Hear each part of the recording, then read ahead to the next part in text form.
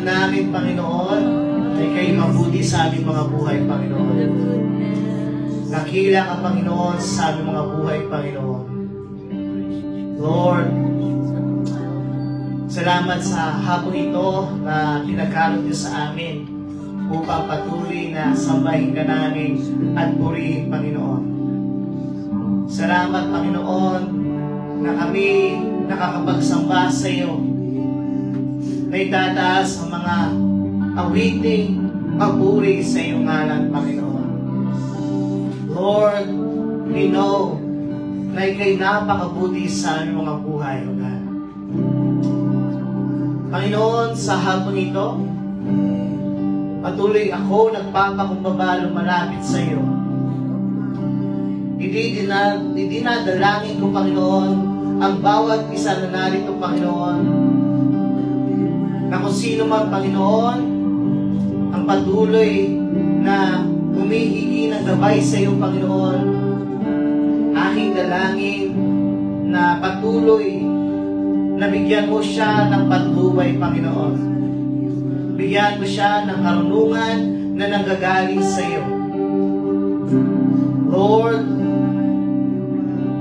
alam namin, ikaw yung Diyos na nakakaalam ng lahat ng bagay, Panginoon. Lord, samahan mo siya. Tulungan mo siya. Patnubayan mo siya, Panginoon. Panginoon, ako rin po'y nananalangin sa iyo. Pinapanalangin ko, Panginoon, ang sino mang mayroong sakit, Panginoon, sa mga panahong ito. Lord, we believe you are our divine healer, Panginoon. Ikaw yung Diyos nagpapagaling noon, nagpapagaling ngayon, at nagpapagaling sa mga hinaharap, Panginoon.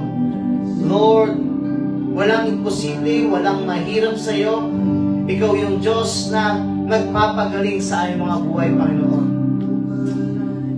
Lord, I pray, kung sino man sa amin dito nangangailangan, Panginoon, financially, spiritually, Panginoon, nangangailangan emotionally, Panginoon, Lord, anumang bagay na kanilang pangangailangan, aspeto ng buhay nila nangangailangan ngayon, Lord, dinadalangin namin sa iyo, Panginoon, na Lord, ikaw po ang mag-provide ng kanilang mga pangangailangan, O Diyos.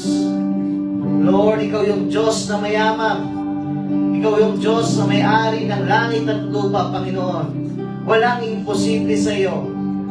Lord, kaya mong ipagkaloob, Panginoon, sa amin ang aming pangangailangan, Panginoon. Lord, provide our needs, O God. Lord, I pray sa bawat isa na narito, Panginoon. Aking dalangin, Lord, kung sino man nangihina sa pananampalataya, Panginoon. Lord, aking dalangin, palakasin mo sila, Panginoon. Muling paalabin ang pananampalataya sa iyo, Panginoon.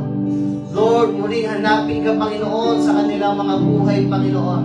Lord, tulungan mo sila na matagpuan kanila sa kanilang buhay, Panginoon. Samahan sila at patuloy na ang buhay nila ay makapagpatuloy sa paglilingkod sa iyo, Panginoon. Lord, we know na ikaw yung Diyos na nagmamahal sa amin, Panginoon. Na ikaw yung Diyos na ayaw kaming mapahamak, Panginoon. So ang dalangin namin, Panginoon, samahan mo kami, Panginoon, sa paglilingkod sa iyo, Panginoon. Lord, i-bless niyo po ang bawat isa na narito, Panginoon. Samahan palagi, iparamdam mo sa bawat isa na hindi sila nag-iisa, Panginoon. Kasama nila ikaw, Panginoon, na ikaw yung Diyos na hindi nangiiwan ni nagpapabaya sa aming mga buhay, Panginoon. Lord, maghari ka, manguna ka sa aming mga buhay, na sa bawat araw ng aming pamumuhay ay makita at umahayag ka sa aming Panginoon. Salamat, Panginoon, sa hapong ito. Ikaw ang manakila at maitas sa bawat isa. Sa pangalan ni Jesus, we pray. Amen. Okay po, makakaupo po ang bawat isa.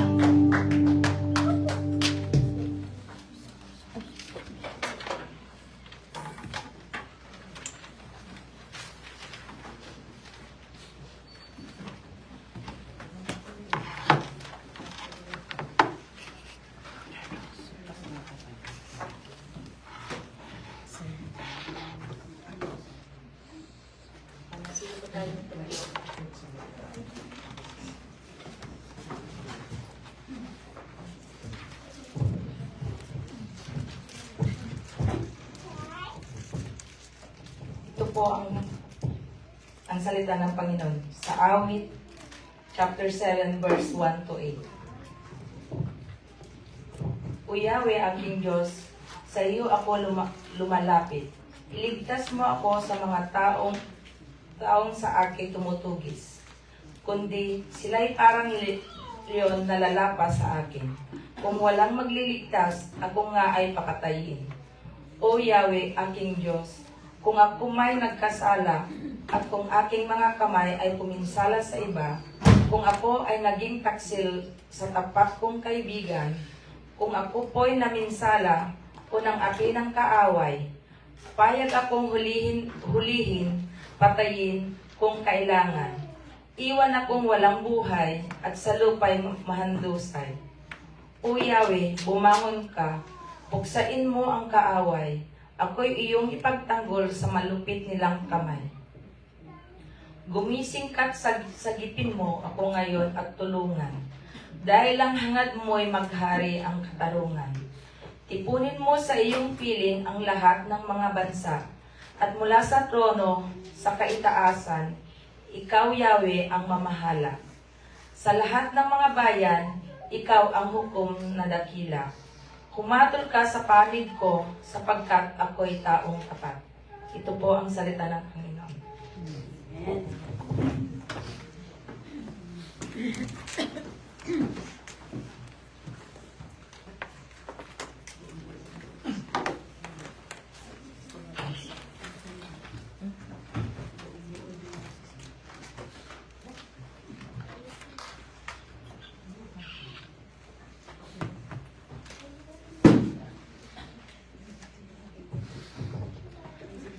Okay po, so magandang hapon sa bawat isa. Ang lahat po ba'y pinagpala sa hapong ito?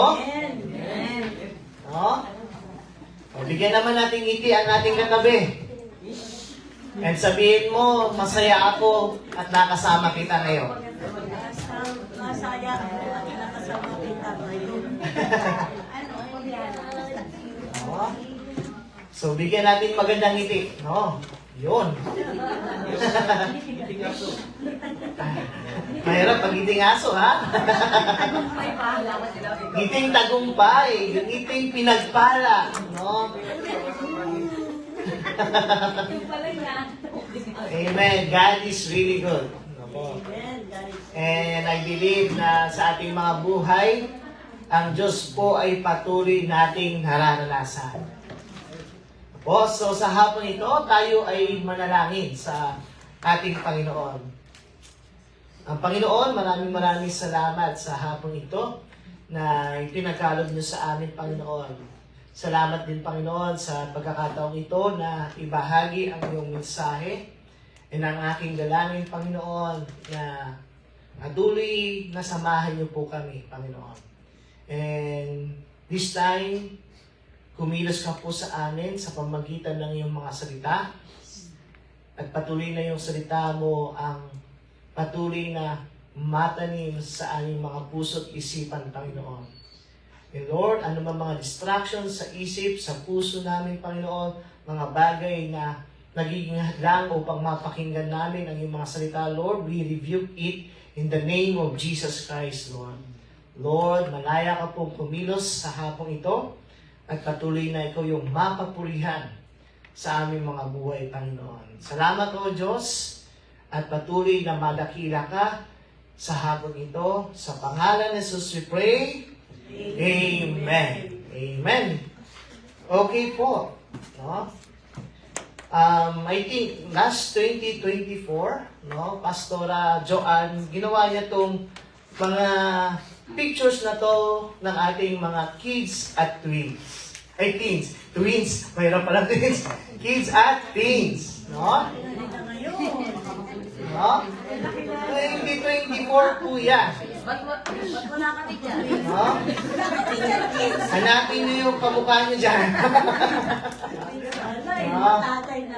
So, makikita natin, no? Nandito sina Ivo, si Ken, at yung mga bata natin, no? Some of them is nasa teenager na at patuloy na nakakasama natin sa mga teens discipleship. Ano po?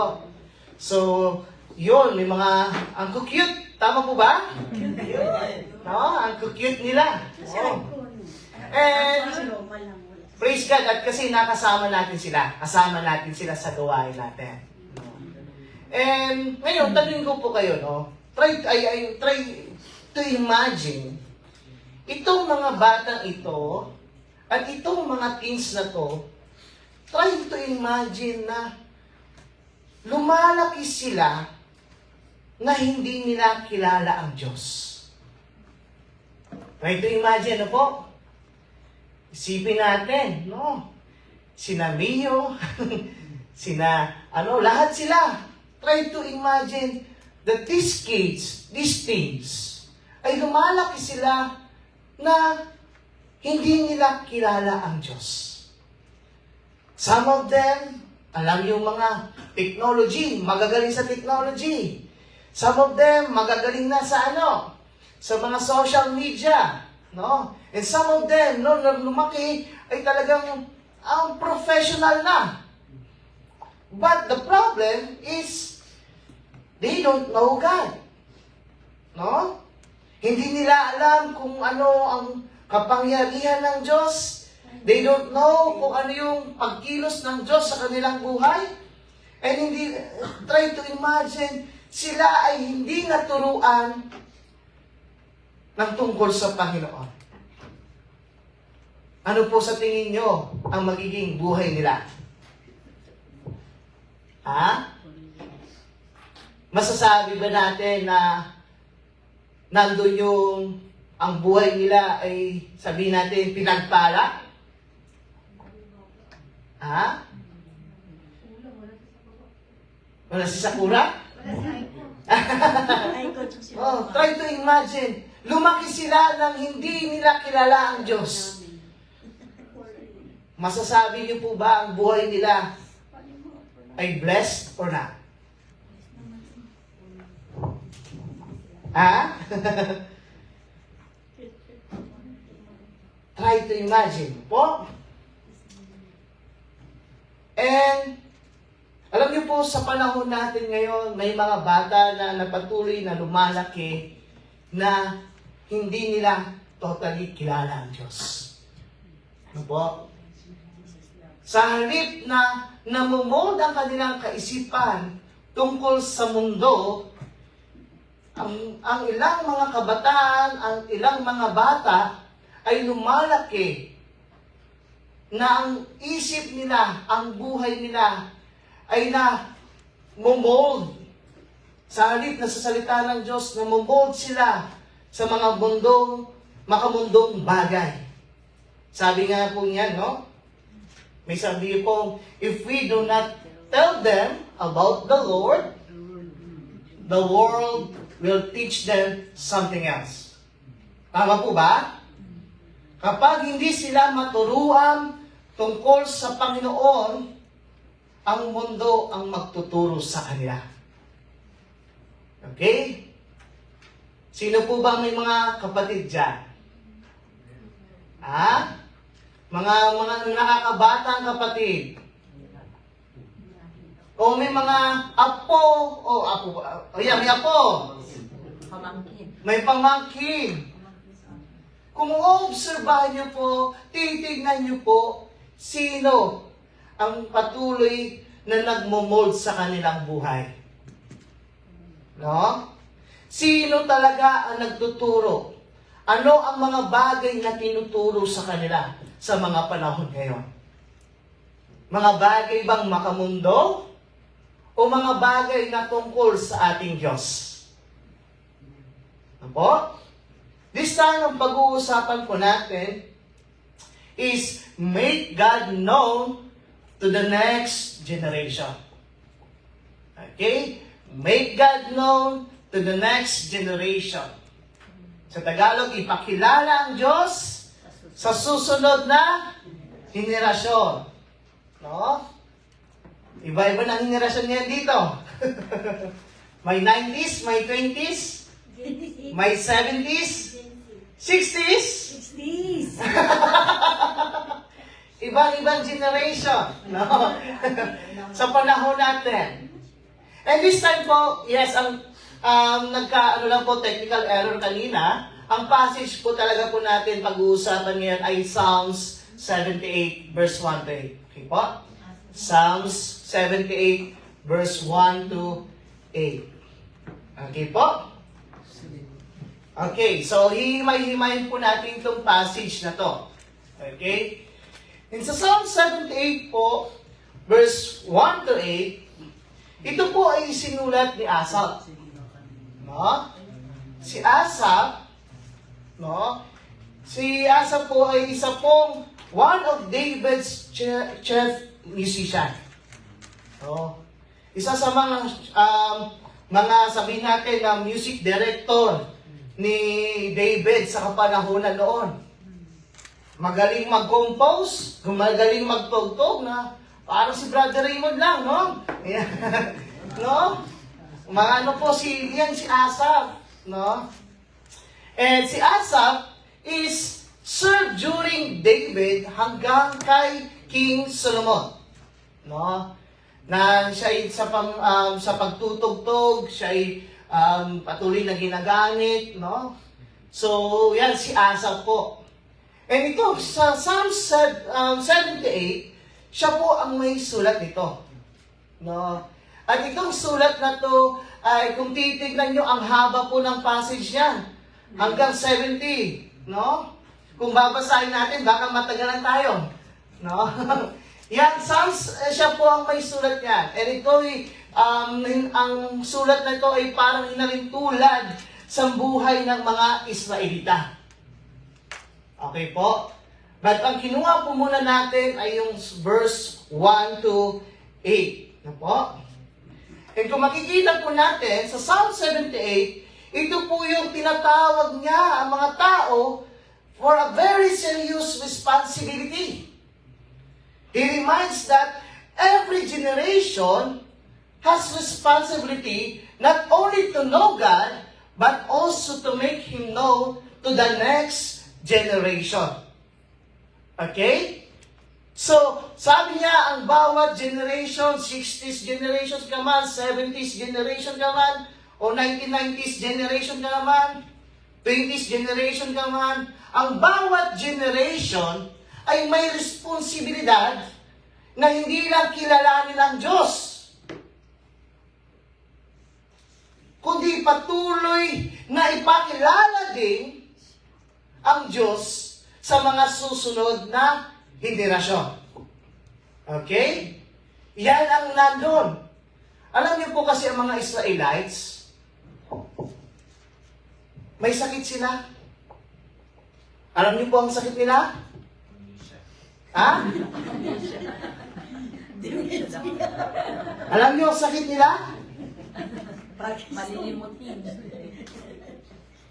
Amnesia. No? Spiritual amnesia. Alam niyo po, ang ganda ng ginawa ng Diyos sa kanila. Maraming himala na ang ginawa sa kanila. No? Iniligtas sila. Tapos ilang araw, nakakalimot na sa bagay na ginawa ng Diyos. Tinulungan sila sa problema. Magkailang araw, reklamador na. Hindi na naalala kung ano ang ginawa ng Diyos. Sino po may sakit amnesia dito? Spiritual amnesia. Sometimes. Ha? Sometimes. Na alam mo na ito'y may mga bagay na ginawa ng malalaking bagay sa'yo. Tapos dahil nagkaroon ka ng kunting problema, nakalimutan mo na lahat. Na tinulungan ka na ng Diyos noon, tapos nung dahil sa may ano ka, nakalimutan mo na. No? Tingnan yung katabi nyo. Hindi siya yan. Tama po ba? Sikwenta lang. No? Sa kabila daw. Hindi yan may spiritual amnesia. No po? So yun, sa bawat isang nais ni Asaph sa kanyang writings, no?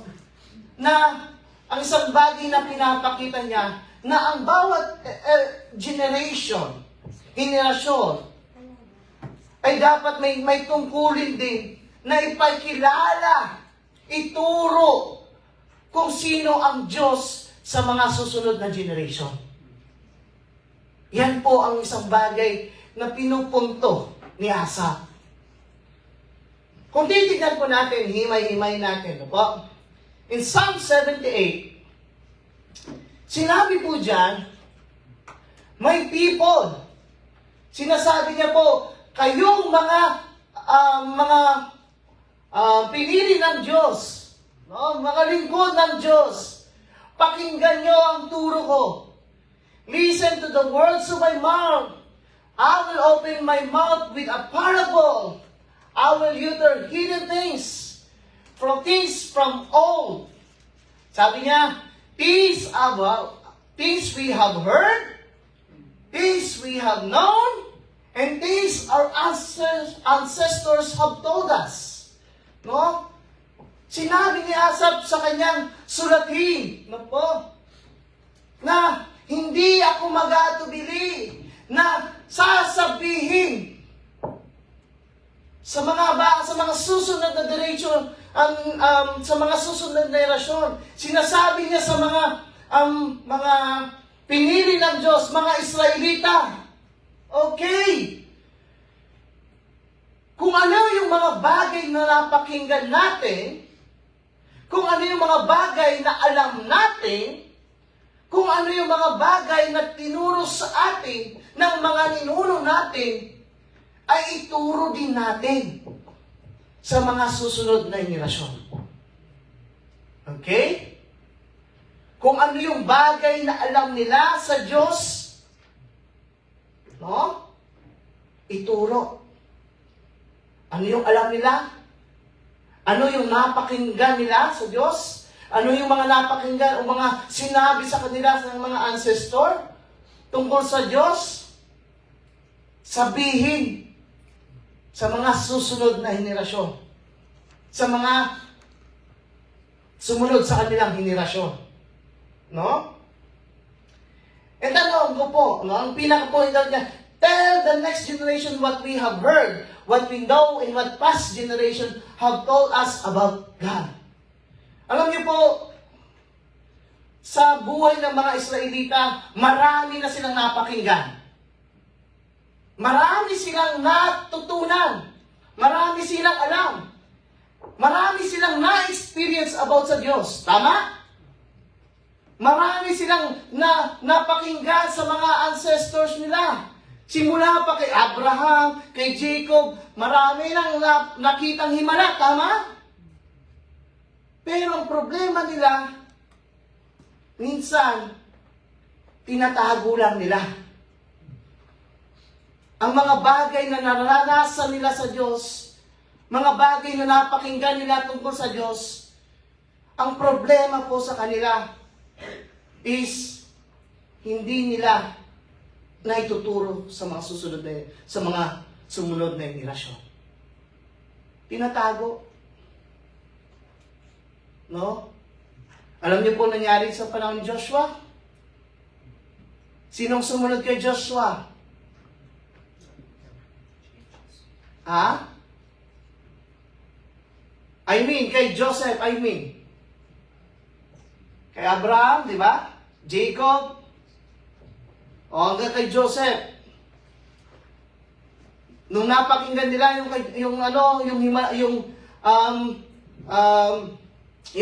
kay Joseph, kilala siya sa Egypt, di ba? Tungkol sa pananampalataya sa ating Panginoong Diyos.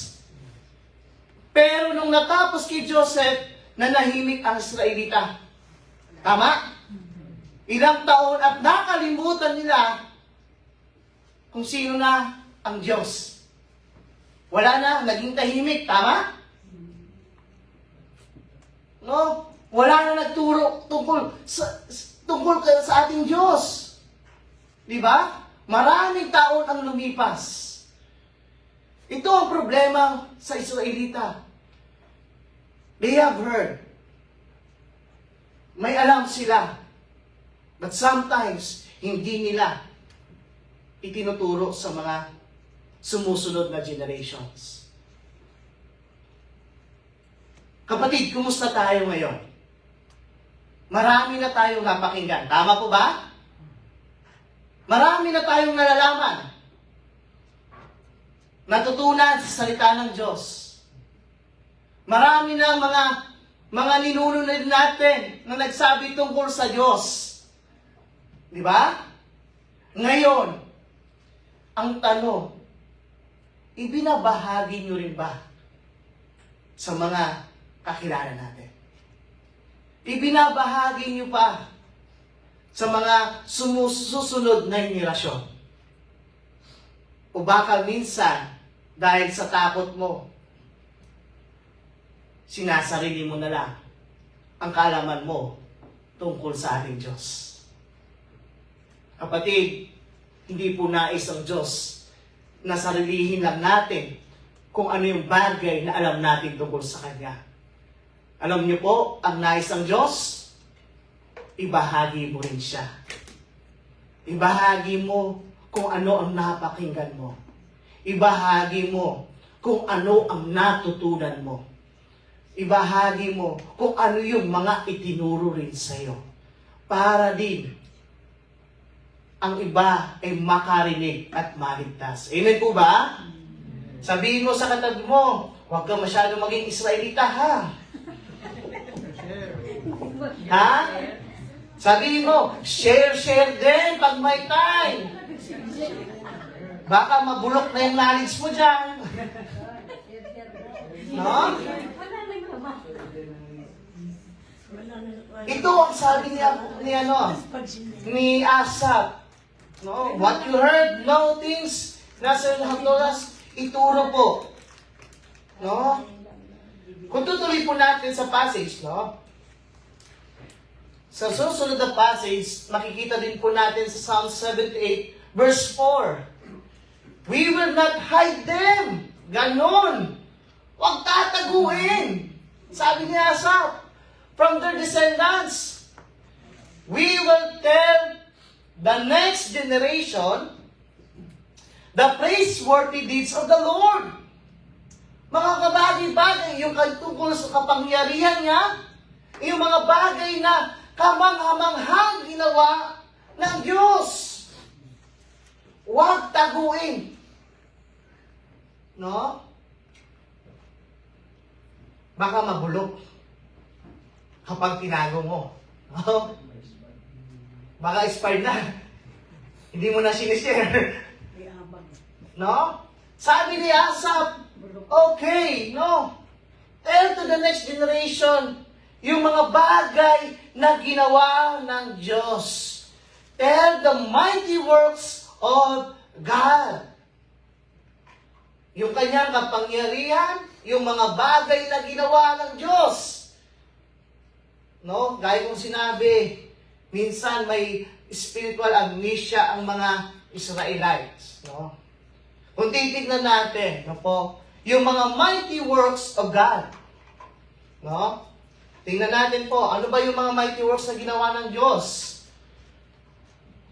Unang-unang bagay, no? Makikita po natin na ang Diyos hinati. Ano po ang hinati niya? Dagat. Tama? Sa panahon na sila ay umalis sa Egypt, anong ginangyari? No? Inabol sila ng mga Egypto, ng Pharaoh. Eh, nandun na malapit na corner na sila. No, wala na talaga silang matatakbuhan. Dagat na ito, No? Eh, nararamdaman nila, nakikita nila, papalapit na naman ang mga Egypto. Huli sila, di nila alam kung papatayin na sila. Di ba? Pero anong nangyari? Nakita natin yung kapangyarihan ng Diyos. Sa panahon na wala nang daraanan sila, gumawa ang Diyos ng daraanan. Amen? Yun ang kapangyarihan ng Diyos. Hinati niya ang dagat para lamang makadaan ang mga Israelita. Napakagandang mensahe, no? Minsan sa buhay, pressure ka na. Nandyan na may mga humahabol na si Judith, humahabol na yung mga bagay na mga bayaring, no? Nandun yung pressure, tumatakbo na. Oh, nandito na si 5'6". Di naman. Nandun na, pressure na. Hindi mo na alam kung saan ka nadaraan. You know? Kahit sa tingin mo, wala akong ng daan. Kung may Diyos ka, may Diyos na gumagawa ng daan. Amen? Yan ang ating Diyos, kapatid. And alam nyo, isa sa mga bagay na ginawa ng Diyos po yan sa mga Israelita. Nakita nila sa kanilang mga mata, naranasan nila yon na ang dagat, no, ay nahahati para lamang sila ay makadaan. That's a mighty works of God. Ang problema lang minsan, yung mga Israelita, great miracles, tama po ba? No? Nakita mo nga sa Tokonami, nalakad ka, maghahati yung dagat. No? Tapos yung dano papuntang airport. Oh. You know, that's our God. Ang mga imposibleng bagay, pwedeng maging posible kasi ang Diyos natin ay makapangyarihan. Amen po ba? Amen. That's our God. They show God's power to save and deliver His people from their enemies. Niligtas sila ng Diyos. Dineliver sila ng Diyos. And I believe that the God who saved them is the God we are serving right now. Amen po ba? Amen. Siya yung tutulong at magdi-deliver sa atin anumang bagay o sitwasyon na pinagdaraanan natin ngayon. Kasama natin ang Diyos na makapangyarihan. Sabihin mo sa katabi mo, huwag kang matakot, kapatid.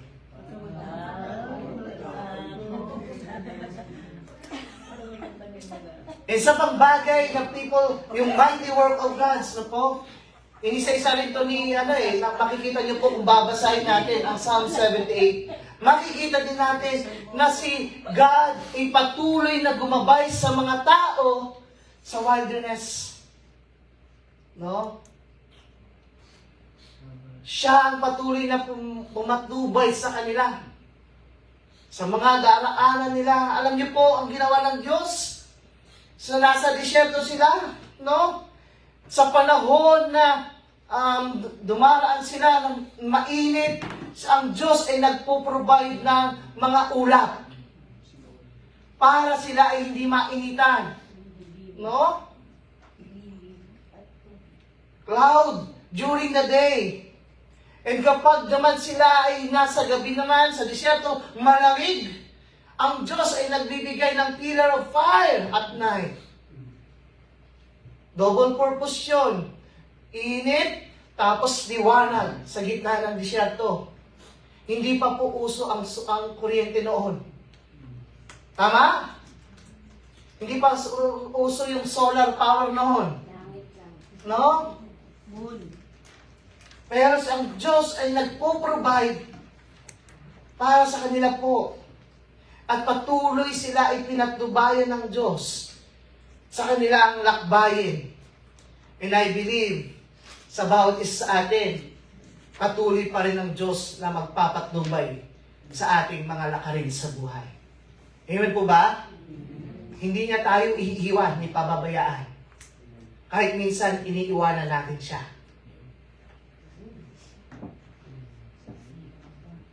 No? Hindi siya nangiiwan. Tayo lang minsan nangiiwan. Sabihin mo sa katabi mo, huwag mong iwanan si Lord. Ha? Huwag iwanan si Lord. No?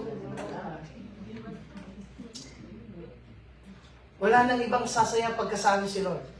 No? Siya magpupuno lamang sa ating buhay. No? So, sinabi dyan, sa pang mighty works of God, God guided His people in the wilderness. And aside from that, God brought water from the rock. nasa panahon ng disyerto, wala na silang tubig na makita. Pero, sa pamagitan ng batong yon, nag-provide ang Diyos ng tubig. Ano po? They show God's provision. Ano po? And care for His people even in difficult places. No? Sa panahon na di mo na alam kung saan na magpo-provide. No? You are trying hard na talagang saan ko na to para matugunan itong pangangailangan. No? Maubos man yung bulsa mo.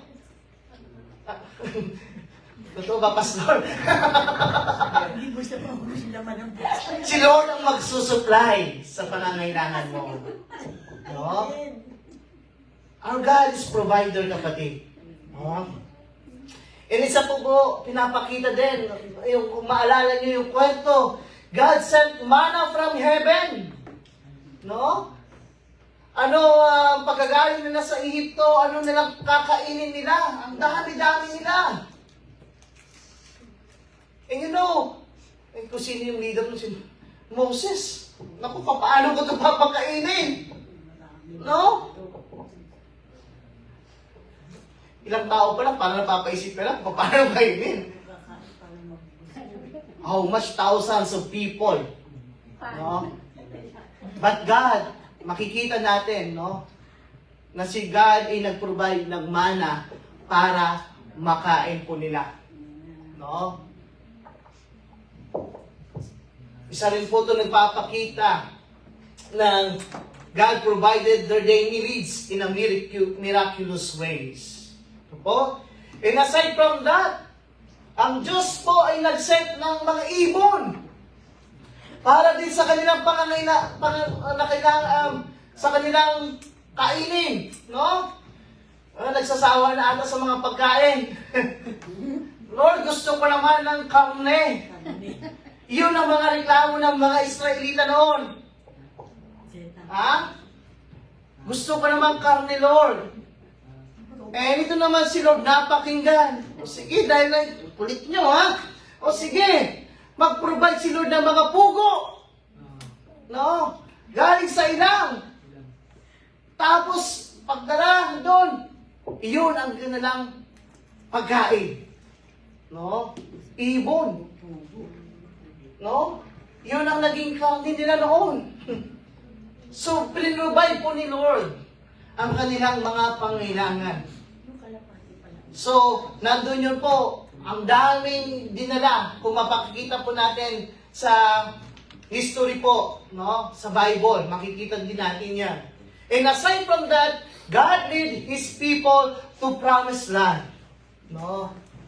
Ginabayan si Lord para patuloy na makarating sa lupang pinangako ng Diyos. Sa lupang sagana, sa lupang nandun yung abundant. No? So, yun makikita natin na si Lord may mga mighty works na ginawa sa panahon na yun. No? Na nandun ang Diyos na nag-deliver sa kanila, na nagkaroon ng guidance, nandun yung provision, nandun yung faithfulness ng Diyos sa kanyang pangako, no? Nandun yung pinakita niya yung kapangyarihan niya, no? Napakadami ng ginawa ng Diyos.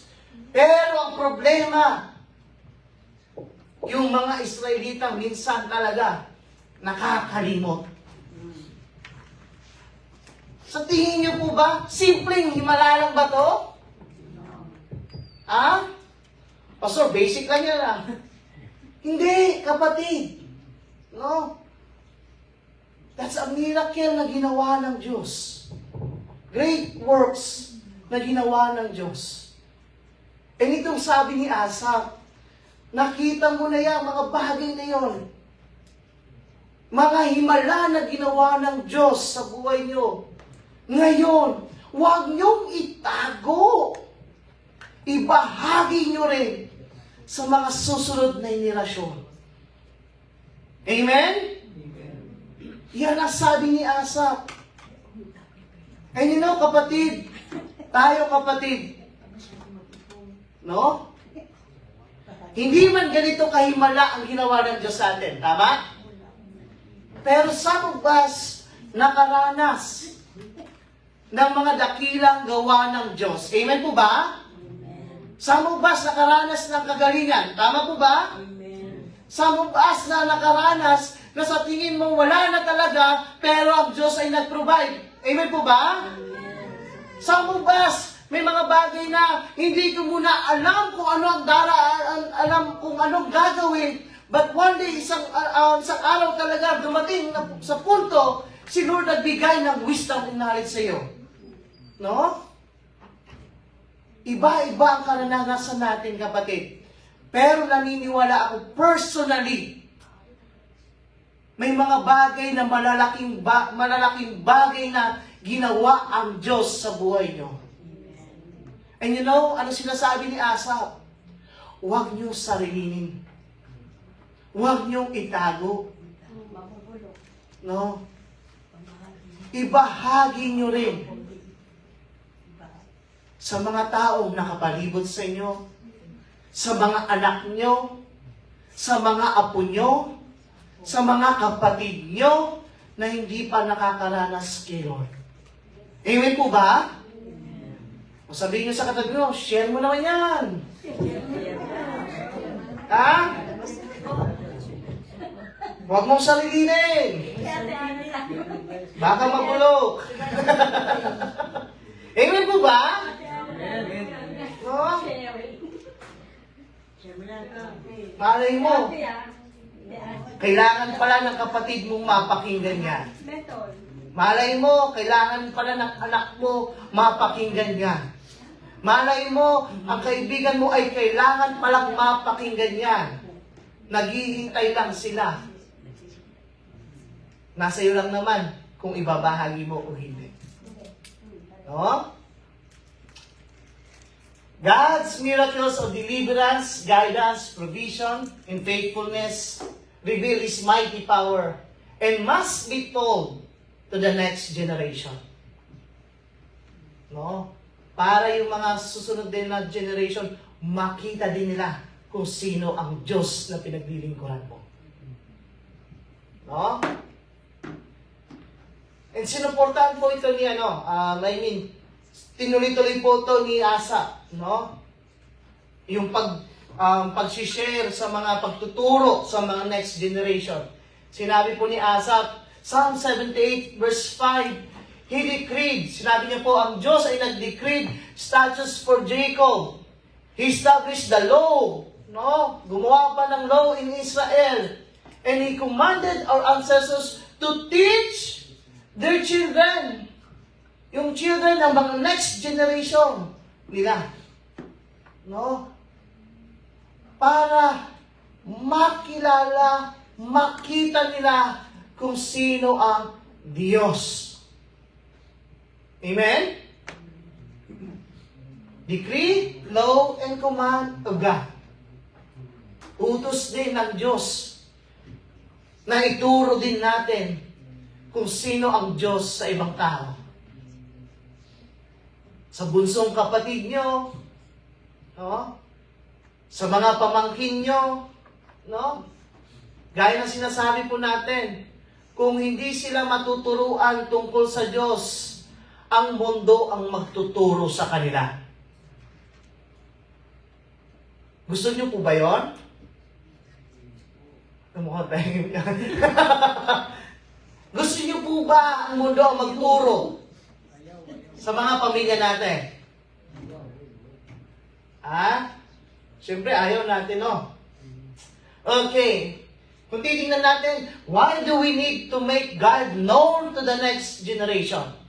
Bakit kailangan natin na ipakilala ang Diyos sa mga susunod na henerasyon? No po? O sa mga anak ng bawat isa, apo, no? Kasi po, so that next generation will pass God's truth to the next generation. Kasi wala nang papasa kung hindi mo ipinasa. Tama po ba? Oh. Pero dapat tama yung message, ha? Okay. Kasi tinignan po, kung titingnan niyo po sa Psalm 78 verse 6, ito yung sabi kasi ni Asaph eh. So the next generation would know them. Makilala din nila. Even the children yet to be born, no? Kahit hindi pa pinapanganak, no, para in the future, makilala din nila. And they in turn will tell their children. Kung makikita natin, pasang-pasa lamang po yan. Tama po ba? Pero kung wala kang ipapasa, wala na papasa yung sumunod sa iyo. Tama? Paano na ang future ng mga anak nyo? Wala pa kasi akong anak, ha? No po? Pero may mga pamangkin pa ako. Yun yung burden ko ngayon. Na patuloy ko dinadalangin sa kanila. No? Ay, dinadalangin ko sa Panginoon. No? So, yun. No po? In a simple way, meron po kaming devotion din family. No? And sila po ay nag-i-involve din. No? And nakakasama po din namin. And kahit pa paano, nakakarinig sila ng salita ng Panginoon. No? Yun po ang sabi ni Asaph, no? Ipasa natin para yung mga susunod na generation ay maipasa din. No? Yung pananampalataya mo, ituro mo rin kung ano sa yung mga sumusunod sa iyo para sila rin ay makaturo din ng pananampalataya nila sa Panginoon. Ngayon, ang tanungin po natin ang sarili, may pinapasahan ba tayo? May binabahagian ba tayo? Na sa tingin mo in the future, sila na rin ang magpapasa sa mga hinaharap. O tayo ni Pastor. Ha? That's the Word of God. May responsibility po tayo ngayon. Na kailangan din ibahagi natin ang salita ng Diyos sa kanila. Ang tungkol sa Panginoon. Ang tungkol sa ating Diyos. That's why kailangan natin na ipakilala ang Diyos sa mga susunod na henerasyon. Amen po ba? Amen. Pangalawang bagay, why do we need to make God known to the next generation? Pangalawang bagay po, so the next generation will trust in God. No? Na para yung mga susunod na generation din ay magtiwala din sa Panginoon. Hindi sa anong bagay. No po? Kung titignan natin, sabi ni Asaph, then they will put their trust in God. No? Na sila din na magtiwala sa Panginoon. Yan ang sabi ni Asaph.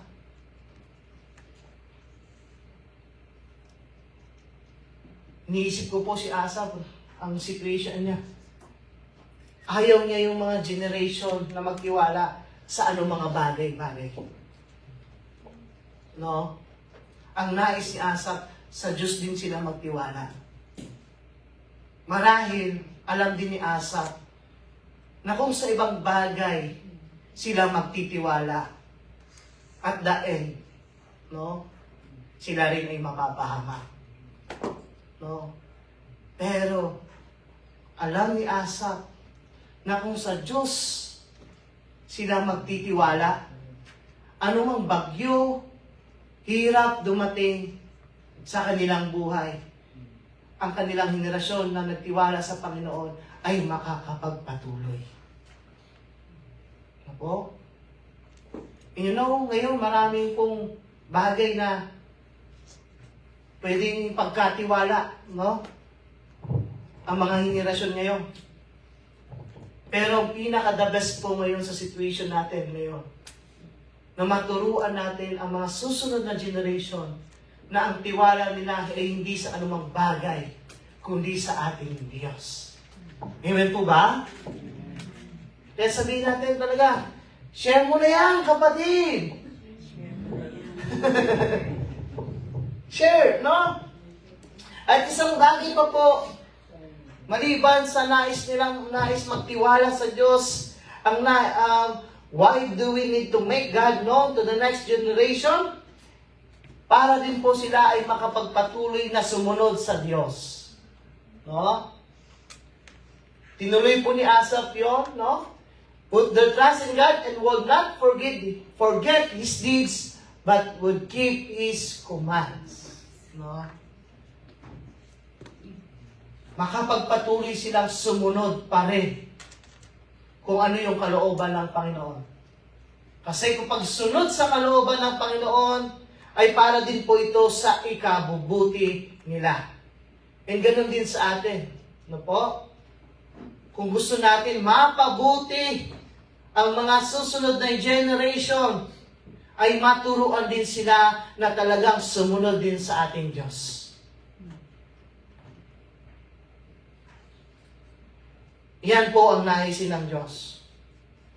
And lastly, tinuloy po ni Asaph sa Psalm 78 verse 8, no po?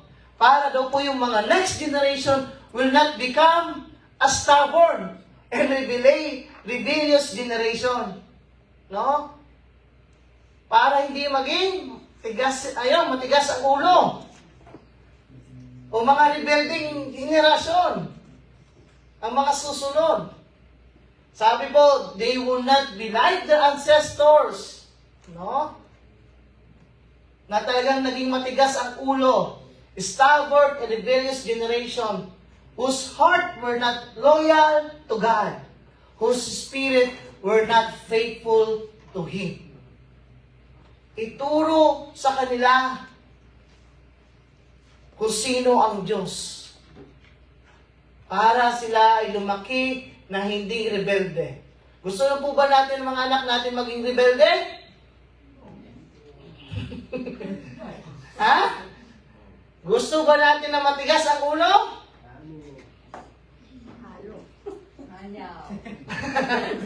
Ituro mo si Lord. Amen? I-share natin si Lord. Kasi si Lord ang talagang tutulong din sa kanila na lumaki na may takot sa Diyos. At makalakad din ng maayos. No po? So kung makikita po natin, no? 4 na bagay kung bakit natin kailangang ipakilala ang Diyos sa mga susunod na generation. Una, so that they will pass God's truth to the next generation para tuloy-tuloy din, no po, na may mga makakilala sa Panginoon so that they will trust in God, so that they will obey God's command, so that they will not become a stubborn and rebellious generation. Yan ang ninanais po ni Asaph na mangyari sa mga henerasyon na sumunod sa kanila. And I believe, ito rin yung po ang ninanais ng Diyos sa bawat isa sa atin. Sa mga susunod na generation. Kaya kailangan natin na ipakilala ang Diyos sa kanila. Kung sino ang Diyos. Ano po? Mayroon pong mag-ama. No? May kwento po sa mag-ama na naglalakad, no? Isang hapon, no? Tapos, habang sila po ay naglalakad, nagtanong ang kanyang tatay sa kanyang anak. Anak, alam mo ba kung bakit mahal ko ang Diyos? Alam mo ba kung bakit ako'y nagtitiwala sa ating Diyos? Tapos tong anak naman ay tumingin sa tatay. Na may parang napaisip. At sinabi sa tatay, bakit po, tay? No? At ito namang tatay, sinabi niya, alam mo anak,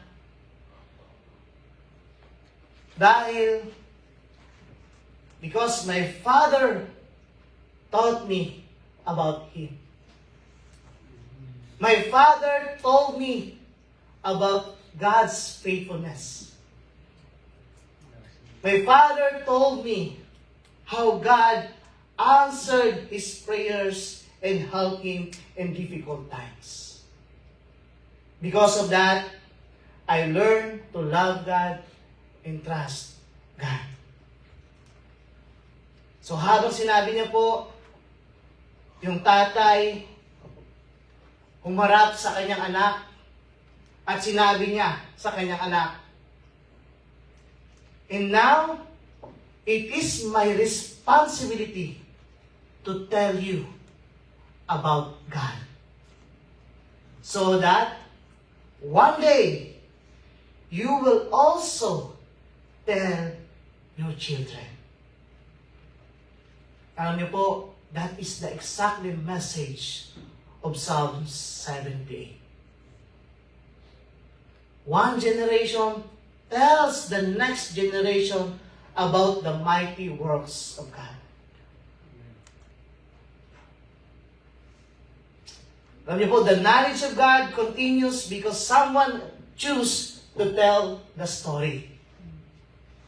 Ngayon, kung tatanungin po natin, what will the next generation know about God because of us? Ano kaya ang malalaman, What will the next generation know about God? Ano kaya ang malalaman ng next generation tungkol sa iyo? Ay tungkol sa Diyos sa pamamagitan mo? Tama ba o mali? Mabuti ba o hindi? Makikilala ba ang Diyos sa buhay mo o hindi? Makikita ba ang kapangyarihan niya sa buhay mo? Mapapakinggan ba ang kapangyarihan ng Diyos sa buhay mo o hindi?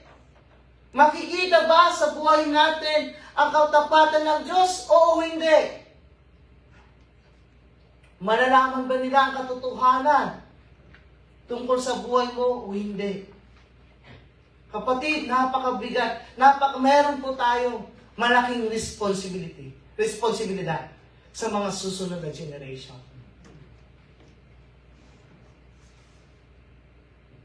Kung hindi natin ibabahagi, malaking problema po sa susunod na henerasyon. Kaya kapatid, this is the encouragement sa hapon ito.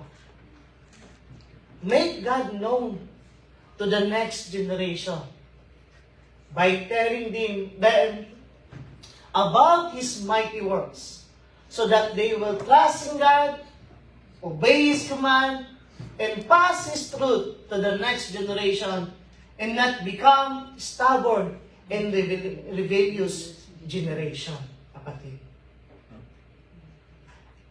So kapatid, tell God sa kanilang, tell God to them. Ano po? I-share natin. Anak, kapatid, bunsong kapatid, ibahagi natin ang Diyos sa kanilang buhay. Ito po, ito po ang isang bagay na responsibility o bagay na pinapagawa po ng Diyos sa bawat isa atin. Para din po sila ay lumaki na may takot, pagkilala sa Diyos, at especially, pagkaroon din sila ng buhay na walang hanggan. Ano po? So that's the word of the Lord today po. Purihin po ang ating Panginoon. Tayo po ay manalangin. Father God, once again, thank you for this time na pinagkaloob niyo sa amin. And Lord, thank you for your message na patuloy ng Lord. Ibahagi ka rin namin, Panginoon, sa mga susunod na henerasyon, Panginoon. Sa mga anak, sa mga pamangkin, sa mga nakakabatang, kakilala namin, Panginoon. Lord, you want them also, Panginoon, na makakilala din sa iyo, Panginoon. Ninanais mo rin, Panginoon, na sila ay lumakad ayon sa iyong naisin at kalooban, Panginoon. Lord, help us not to be selfish. But help us, O God, to share who you are. Kung ano yung mga bagay din naranasan namin sa iyo, Panginoon. Kung gaano namin naranasan yung kagalakan sa iyo, Panginoon. Kung gaano namin naranasan yung pagmamahal mo, Panginoon. Kung gaano namin naranasan yung kapayapaan na nanggagaling sa iyo, Panginoon. Lord, help us na hindi lamang namin sarili ito, Panginoon, kundi ibahagi rin, Panginoon, sa iba, Panginoon. Lord, we know na you don't want us to be a selfish, God. You want us to share you to other people, God. So, Lord, help us, O God. Give us courage. Give us wisdom and knowledge, O God, to share you to other people, O God. Especially to the next generation, O God. Lord, madakila ka sa aming buhay. Mapapurihan ka, Panginoon. Maitaas ka, Panginoon. Sa iyo namin tinataas, mataas sa papuri, masasalamat sa pangalan ni Jesus, we pray. Amen.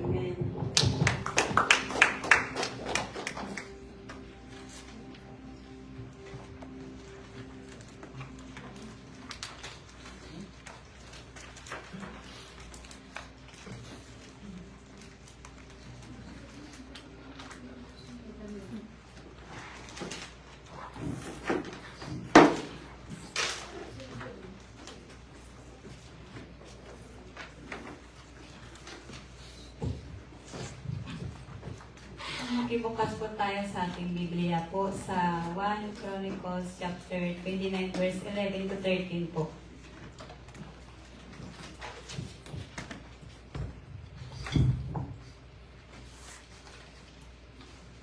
Ito po yung nakasaad.